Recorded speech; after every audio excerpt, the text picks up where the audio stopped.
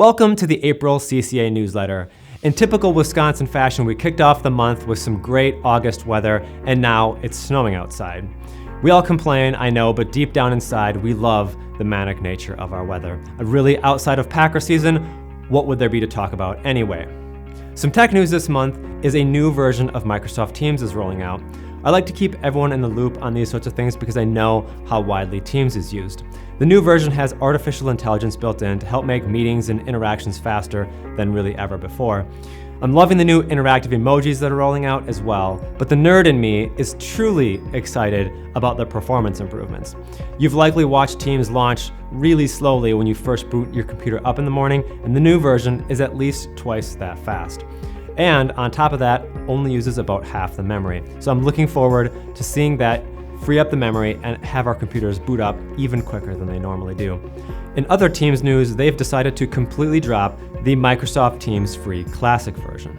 And they're moving to Microsoft Teams Free. Yes, that is verbatim from their website. I did not just make that up. Companies and users can switch to the new free version, but none of their data will come with it. Of course, you'll get all the new features, but any sign up in the past 12 months or so shouldn't really be affected by this change. Those wanting to keep their data that signed up before 12 months ago will merely need to upgrade to a paid version of the system. Let us know if that happened to you all of a sudden, and we can help you work out the details. I've also linked the Microsoft page below, and you can see their description of it as well. It's equally as confusing. GM, or General Motors, is moving away from having Apple CarPlay or Android Auto in their vehicles, starting as early as this summer. GM owns Chevy, Buick, GMC, and Cadillac, if you didn't know. So if you're in the market for a new Chevy Equinox per se, and you can't live without Apple CarPlay, now might be just the time to go get one.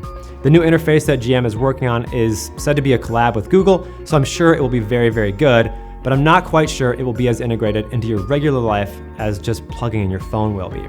I'll be curious to see what they come up with for sure though. My gut is though that the Android experience might be a little bit better integrated than say the one from Apple.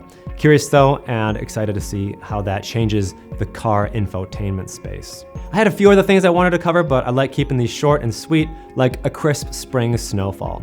Thanks everyone for watching, and tune in next month for the items I just ran out of time to cover. See ya.